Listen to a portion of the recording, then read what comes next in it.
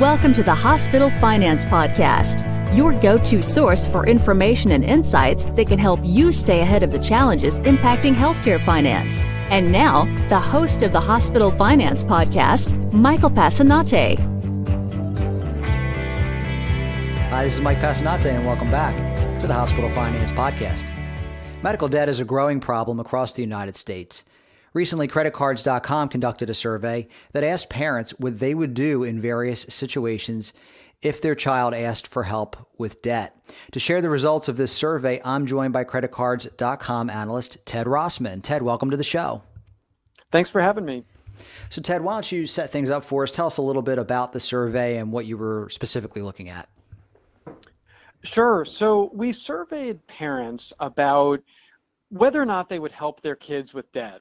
And we found that overwhelmingly, parents are feeling very generous on this topic. We found that the average parent would give their child about $5,700 to help pay debt without the expectation of being reimbursed. And if they do expect to get their money back, it was more like $8,000. Wow. And one of the areas that you looked at, among others, was medical debt. And certainly, I think, when I looked at the survey results, that was perceived a little bit differently than something, say, like gambling debt. Medical debt was far and away the least objectionable type of debt.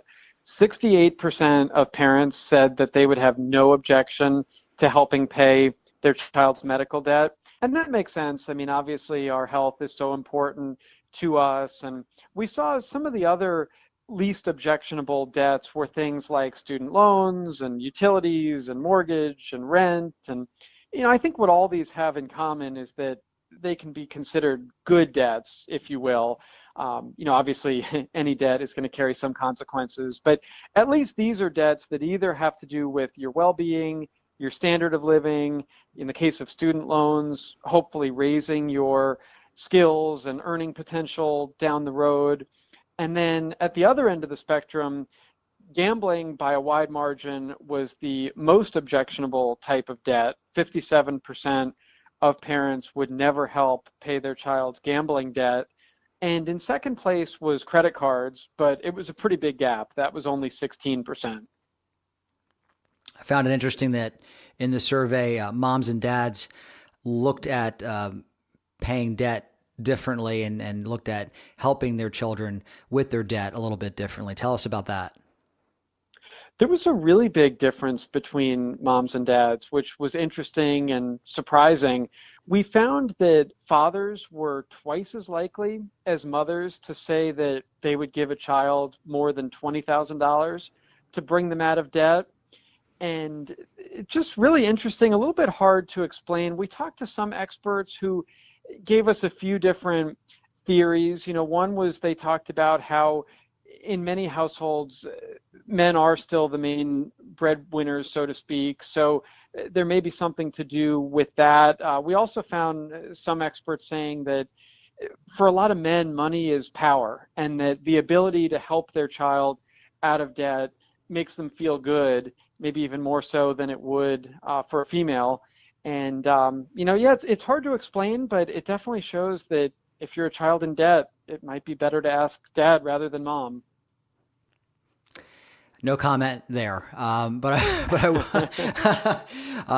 Did you, obviously medical debt's it's a major issue across the country. Did you get any sense as to why young people are falling into medical debt? I think the perception is that, hey, look, I'm young, I'm healthy.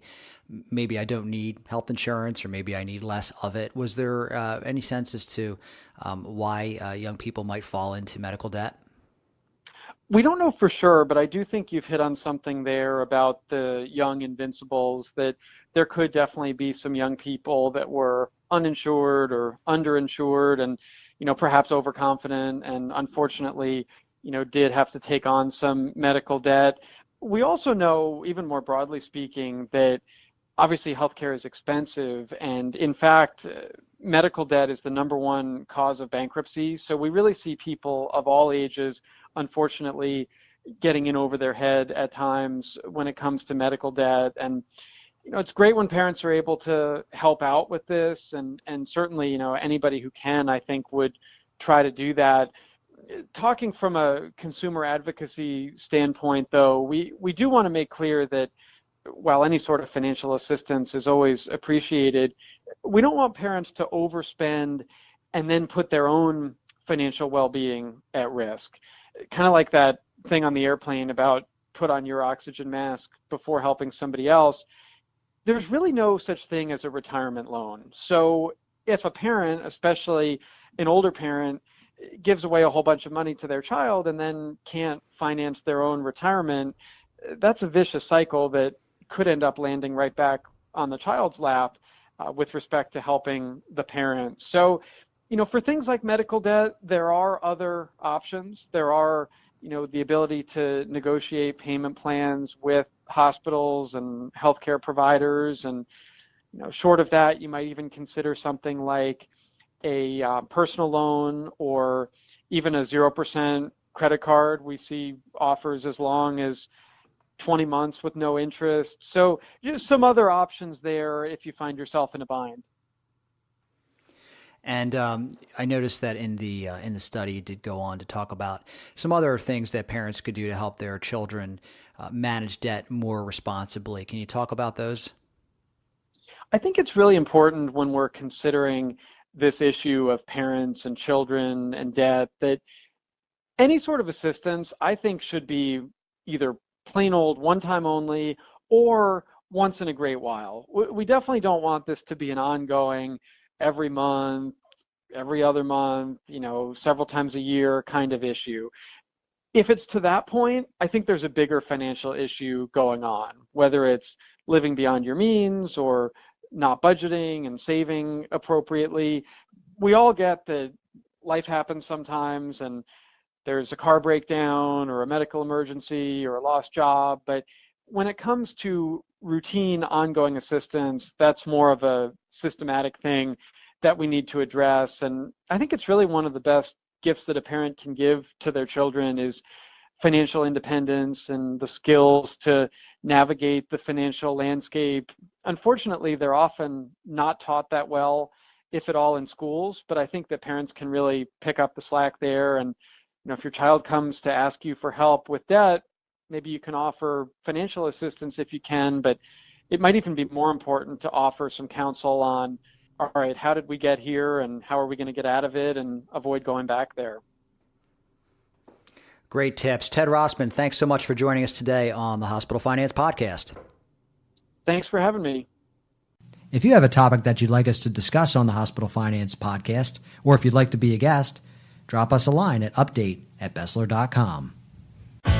This concludes today's episode of the Hospital Finance Podcast.